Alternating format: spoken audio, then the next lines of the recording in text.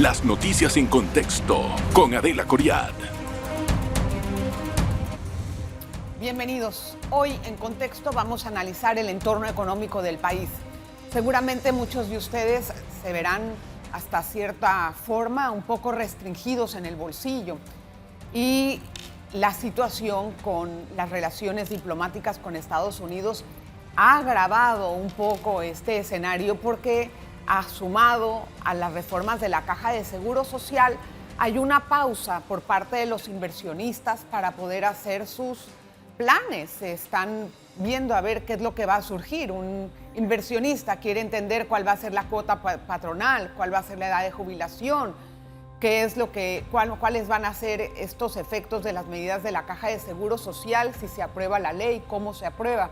Y por otra parte, tenemos pues un impasse en la situación diplomática con Estados Unidos. Quiero presentarle hoy a nuestro invitado. Él es David Sayed, es economista de la firma PricewaterhouseCoopers, a quien recibo con muchísimo gusto. Gracias, David, bienvenido. Muchas gracias por la invitación y la entrevista. Al contrario. Tenemos un asunto complicado. El escenario económico no está nada sencillo. Más porque viene antecedido de una promesa de Chen Chen que la gente no está viendo y se ha desencantado, por así decirlo. Pero bueno, era lógico que eso no lo íbamos a tener, porque estamos hablando de un escenario muy diferente del 2009 a la fecha, con un país del triple de endeudamiento, y no está fácil hacer todos esos proyectos que se hicieron en 2009 para sacar trabajo y empleo. No es el escenario. ¿Cuáles son las visiones o las proyecciones que ve la firma en Panamá? Okay, lo primero que Panamá tiene que hacer es mantener el grado de inversión. Para eso, obviamente, tenemos que hacer una buena reforma de la Caja de Seguro Social y que esta reforma sea sostenible en el tiempo, pero que no afecte de manera significativa los ingresos del sector público.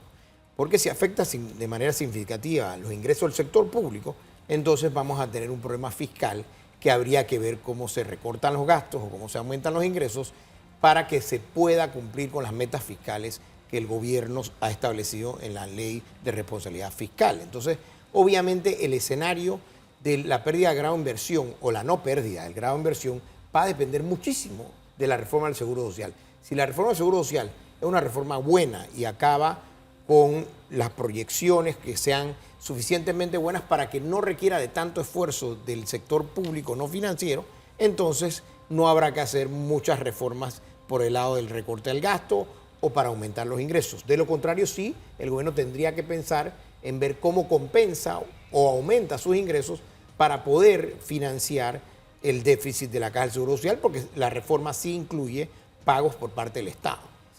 Pero otra cosa es importante, o sea, el proyecto de ley como lo han presentado actualmente requiere que el Estado intervenga con 1.500 millones de dólares anuales. Esa cifra, ¿cómo se mira desde el punto de vista de los economistas en este escenario? Bueno, son 900 y tantos millones más lo que ya se ha estado aportando. No, porque quitaron la edad de jubilación.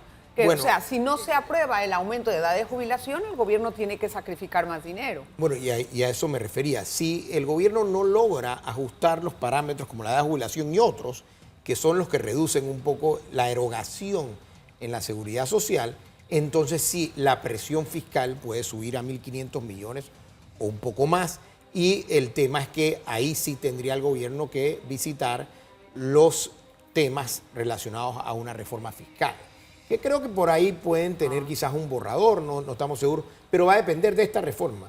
Yo espero y confío que el gobierno tenga los votos para poder ajustar algunos de los otros parámetros y que no tenga que subir tanto el aporte del Estado a la Caja del Seguro Social, porque ya 966 millones es alto. Bastante. Subir más que 1.000 millones realmente le pone mucha presión al sector público y puede afectar la calificación crediticia.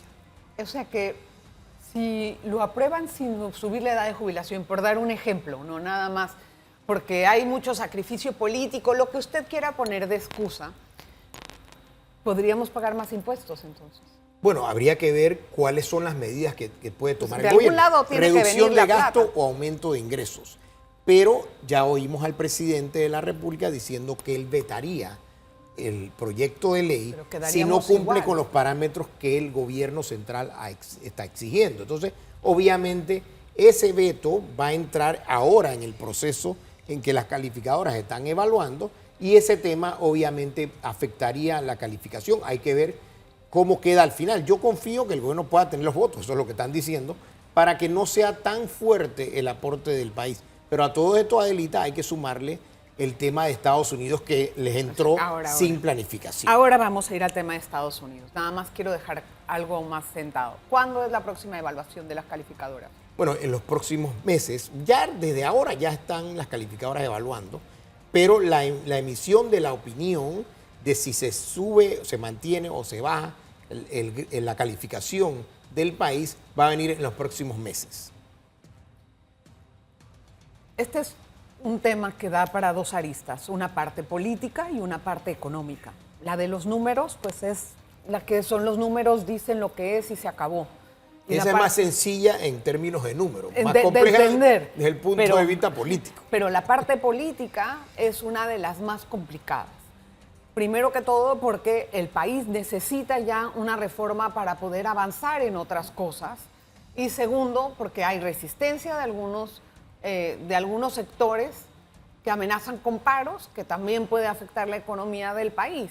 Y de otra forma, tenemos la parte diplomática con Estados Unidos, que estamos esperando qué es lo que viene después de la suspensión de la llamada entre ambos mandatarios. En las firmas, ¿qué ven con respecto a la parte diplomática?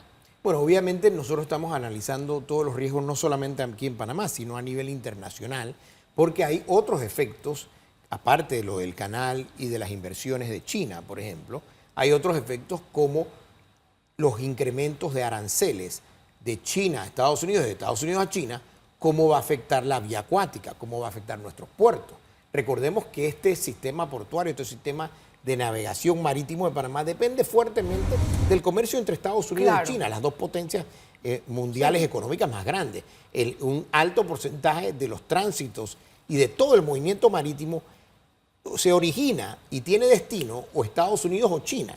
Entonces, obviamente, este incremento de aranceles, que no ha sido tan fuerte como esperábamos, 15% en algunos productos por el lado de China, 10% por el lado de Estados Unidos, igual tiene un impacto, porque hay productos que se encarecen y te va a reducir un poco la demanda. Y Panamá, este año, el canal, este año calendario, el canal cerró apenas con un crecimiento de 1.6%, que es muy positivo porque venía en negativo producto de la sequía, pero cualquier impacto de este tipo va a afectar, obviamente, los ingresos portuarios, los ingresos marítimos, los ingresos del canal. Entonces, este tema de los aranceles no sabemos dónde va a acabar todavía, y si va a seguir la guerra comercial o si simplemente va a haber como un détente donde ambos países dicen, bueno, este fue el primer asalto y ahora vamos a esperar a qué pasa. Puede haber una pausa como hubo con Estados Unidos, Canadá y México, que no nos afecta tanto, pero hay que ver qué va a ocurrir y cómo va a afectar eso la demanda de bienes de cada país. Déjame hacer la pausa, David. Vamos a hacer un breve espacio en la conversación. Regresamos enseguida. En breve regresamos con En Contexto. Bueno, regresamos con David Sayet. Nada más una pregunta con respecto al bloque anterior. ¿Cuál es la proyección entonces del impacto del comercio internacional si hay aranceles entre ambas potencias, China y Estados Unidos? ¿Va a bajar el comercio o cómo impactaría nuestra vía interoceánica en cuanto a los ingresos? Bueno, hay dos fuerzas. Uno, tenemos la fuerza de que los niveles del lago Gatún y niveles del agua están permitiendo un crecimiento fuerte de la navegación, especialmente contra el año pasado, que fue un año muy fuerte, muy desafiante, porque el nivel de navegación estuvo restringido. Así que obviamente ahí va a haber incrementos y eso puede compensar, probablemente más que con creces, la reducción de la demanda, que no debe ser mucha, porque 10% es algo, pero no es mucho. Va a depender de algunos bienes. Algunos bienes sí van a ser afectados, obviamente, porque tienen mucha elasticidad. Digamos, algún bien que te sube 10%, que la gente diga, mira, la verdad es que no tengo interés, especialmente los que no son bienes de primera necesidad ropa, O sea, etcétera. ¿eso se van a dejar de comprar o No, cómo? se reduce un poco la demanda, por ejemplo, de los norteamericanos, y lo mismo de China. Aunque China no compra tanto a Estados Unidos, igual va a haber una Pero afectación. China es la fábrica del mundo. Hay algo muy interesante. China también restringió en su totalidad la exportación de muchos minerales, de lo cual depende la industria norteamericana de tecnología, etcétera.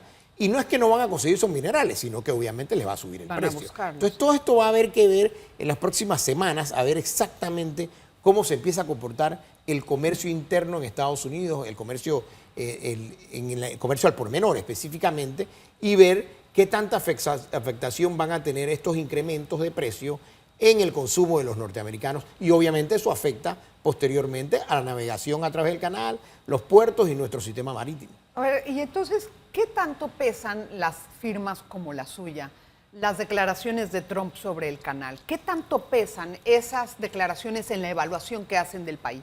Bueno, obviamente todos estos temas hay que considerarlos como posibles riesgos de temas que pudieran ocurrir, de medidas, de restricciones, pero ya tenemos una buena idea de algunas cosas. Por ejemplo, no es difícil pronosticar que va a haber, aunque sea, se van a empezar a desacelerar o detener las inversiones de China en Panamá, y probablemente va a venir una reducción en los próximos meses, los próximos años, porque ya Panamá no va a estar en la ruta de seda. Así que ese ya es un escenario que es fácil de pronosticar. Los escenarios más difíciles de pronosticar son aquellos de pocas probabilidades de ocurrencia, pero que igual hay que tenerlos en el análisis, como medidas de sanciones de parte de Estados Unidos si no se pone de acuerdo con Panamá, y como, por el otro lado, un aumento de las inversiones norteamericanas en la medida que salgan inversiones chinas, que obviamente no siempre ocurre tan automáticamente. No es que hay un botón, no es que yo hoy quito una inversión de China y mañana tengo una inversión de Estados Unidos. Eso es un proceso que va a depender de muchas cosas. Creo que Panamá también debe aprovechar en sus negociaciones el tratado de promoción comercial que tiene con Estados Unidos, porque ahí hay garantías muy buenas, no solamente para la inversión, sino también para las compras con el Estado y las compras con el canal. Es verdad, pero tenemos que ser muy hábiles si hay algún proceso de negociación, porque no podemos ceder a todo por el tratado. O sea, tenemos que poner el tratado como una de las prioridades en las negociaciones, pero no conformarnos con eso. Pero la gran pregunta es, ¿qué tipo de medidas puede tomar Estados Unidos de corte financiero con Panamá? Bueno, obviamente tiene todo un abanico de medidas. Las comerciales que afectaría, pero poco. Panamá exporta 360 millones a Estados Unidos, lo cual es poco. Importa 11.000 millones, lo cual es muchísimo. Estados Unidos tiene un enorme superávit comercial con Panamá. Proporcionalmente es uno de los más altos del mundo, proporcionalmente.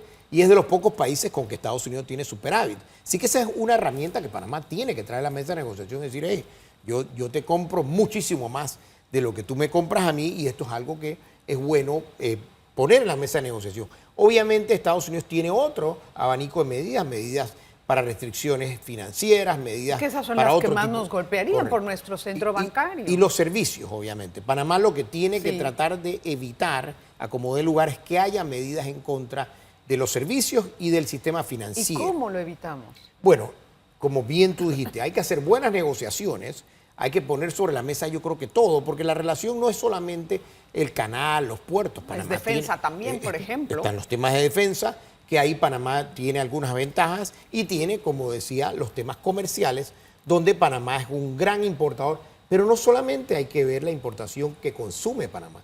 Panamá también es un reexportador. Recordemos que Panamá importa mercaderías a la zona franca o a Panamá Pacífico, donde hay muchas empresas norteamericanas, y reexporta estos productos o servicios. Entonces Panamá es un jugador mucho más grande de lo que de buenas a primeras pareciese, y tenemos muchos más elementos donde podemos conversar. Importantísimo, que es la posición geográfica del país y el canal mismo, que aunque esté en el punto de conflicto, es un arma fantástica para poder negociar otras cosas sin tener que violar el Tratado de Neutralidad. Correcto. O sea, bueno, ellos tampoco pueden sin Panamá. Eso es lo que hay que tener en cuenta. No nos tenemos que ver disminuidos ante una potencia, porque la potencia también nos necesita. Y tal es el caso que están viendo el canal como un activo importantísimo para ellos, que está en nuestro territorio y no se va a ir de acá. Entonces, esa debe de ser también uno de los activos de nosotros para poder lograr otras cosas. No significa que va a haber cambios ni en el Tratado de Neutralidad, ni en la coasociación de operación, no, pero tomarlo como un punto de referencia. Hay otra cosa que está cerca del canal, que se ha hablado mucho sobre la amenaza que representa para Estados Unidos y son los puertos. Si la auditoría de los puertos, digamos, encuentra algún tipo de situación que no puede continuar esa concesión, ¿qué deberíamos de hacer con ellos? Bueno, obviamente esto va a depender de la parte legal.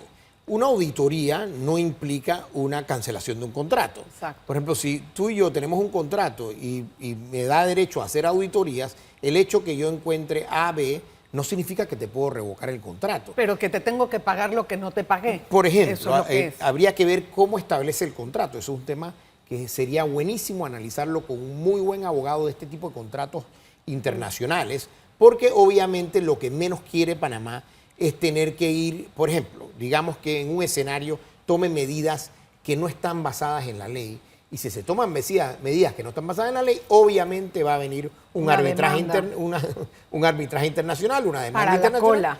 Para la cola, donde ya tenemos algunas, y entonces uno tiene que tomar estas medidas siempre pensando en el arbitraje internacional o en los tribunales internacionales, porque esto no va a acabar en un tribunal panameño. Igualmente estamos presionados por Estados Unidos. Es una situación muy Correcto. difícil y comprometedora, porque de todas maneras tenemos aquí la insistencia de que esos puertos son una amenaza para Estados Unidos, pero si no tenemos una base legal, o sea, como dices tú, para poder rescindir esa concesión, ¿qué vamos a hacer? Obviamente Panamá tiene que... Alguien debería de... Que en eso el secretario de Estado Marco Rubio lo mencionó muy bien, que él entendía que Panamá tiene un sistema democrático, el presidente no es que puede de un plumazo hacer lo que quiere, él tiene que seguir la ley, tiene que seguir la Constitución. Entonces, obviamente, cualquier cosa con cualquier concesionario se tiene que hacer basado en el contrato ley. Entonces, obviamente, hay que analizar el contrato ley, eso es una parte legal que obviamente no es mi especialidad, pero si se encuentra algo y se quiere tomar alguna medida, tiene que ser basado en el contrato ley. No puede ser basado en que si no, Panamá tiene presiones diplomáticas. Eso no entra en el contrato ley. Eso, obviamente lamentablemente no entra. No, o afortunadamente. No, porque quedamos de todas maneras a expensas de una multimillonaria demanda que se suman las de la mina. Ya sabe cuánto dinero ya está en juego en arbitraje internacional, no le cuento. Correcto. Y si no se hace bien, se puede perder el arbitraje. Sí, total. Vamos a hacer la pausa, regresamos enseguida, por favor no se vayan. En breve regresamos con En Contexto. Gracias por continuar en sintonía. En este último bloque vamos a tratar de poner algunos puntos en prioridad. Ya estábamos hablando de los puertos. Hay muchas ideas tal vez que dicen necesitamos una fuente de ingresos importante en el país. Mucha gente está viendo y se está sintiendo la falta de lo que aportaba la mina. Eso es un hecho tácito. Algunos quedaron muy contentos porque, bueno, dicen que tenemos oro verde, muy bien, pero hasta ahora no lo hemos podido explotar como lo explotábamos con la mina.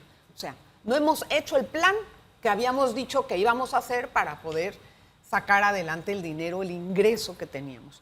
¿Cuáles fuentes de ingreso puede tener el país en estos años que puedan ayudarle al Ejecutivo que esté en el poder a solidificar la economía? Bueno, el déficit de cuenta corriente famoso. Claro. Primero son las inversiones norteamericanas. Panamá ahora mismo es muy popular, o sea, estamos saliendo en todos los medios, en Estados Unidos y Europa. Hay que aprovechar, o sea, en esto siempre, como bien todo el mundo sabe en estos medios, no hay publicidad negativa. Panamá está en todos los medios, pero yo creo que es una oportunidad de empezar a atraer inversiones norteamericanas a Panamá y de algunos países, digamos, que son más cercanos a los Estados Unidos, como Canadá o algunos países europeos. Así que es clave seguir atrayendo inversión, especialmente con la desinversión que va a venir con el detenimiento de la ruta de seda. Entonces, eso es clave. Seguir atrayendo inversión extranjera es fundamental. Para eso, el país tiene que empezar a eliminar trabas burocráticas.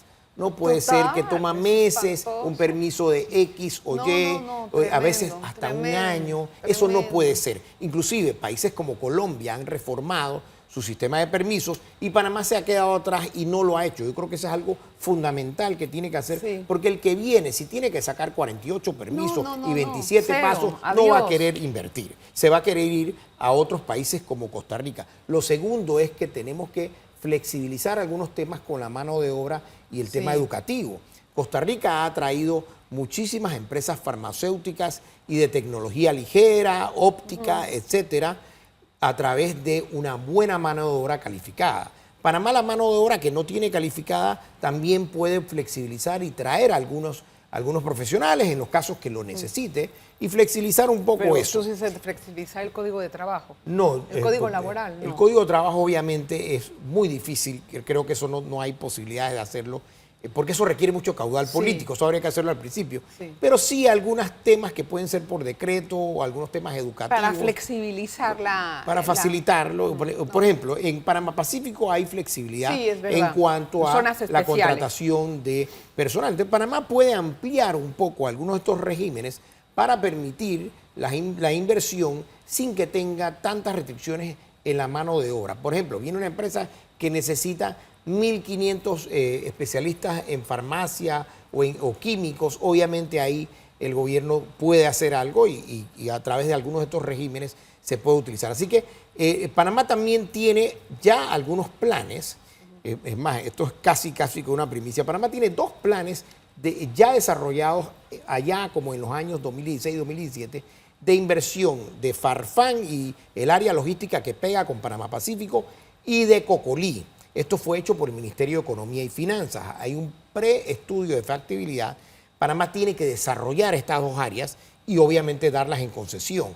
Farfán sería un puerto ¿Por qué con dar logística. todo en concesión? Eso es lo que yo no entiendo. Bueno, podría desarrollarlo el país debemos o el... de nosotros empezar a generar nuestros propios activos.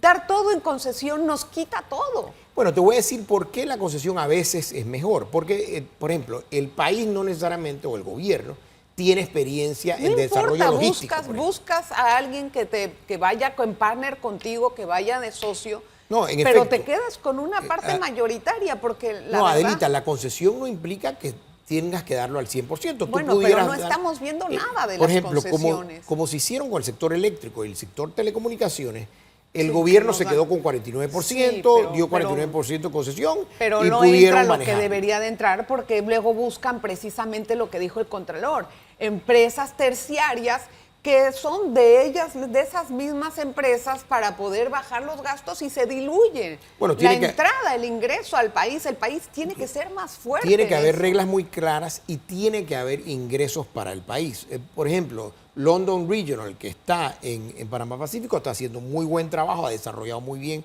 Entonces, hay algunas que han funcionado, pero hay otro jugador muy bueno, que es el canal. El canal podría tomar algunas de estas, por ejemplo, tiene el puerto Corozal, que todavía está pendiente a que se desarrolle. bloqueó. Y en efecto, entonces Se bloqueó. todavía ese puerto Corozal se puede desarrollar. Eso no quiere decir que no puedes dar la operación en concesión a alguien que tenga más experiencia en operación de puertos, por ejemplo, o que tenga ya los clientes. Pero bueno, esos son ejercicios que tiene que hacer y para eso también está en la Asociación Públicos-Privadas, que es un componente muy interesante en la legislación panameña que permite todos estos ejercicios, como bien los estás planteando.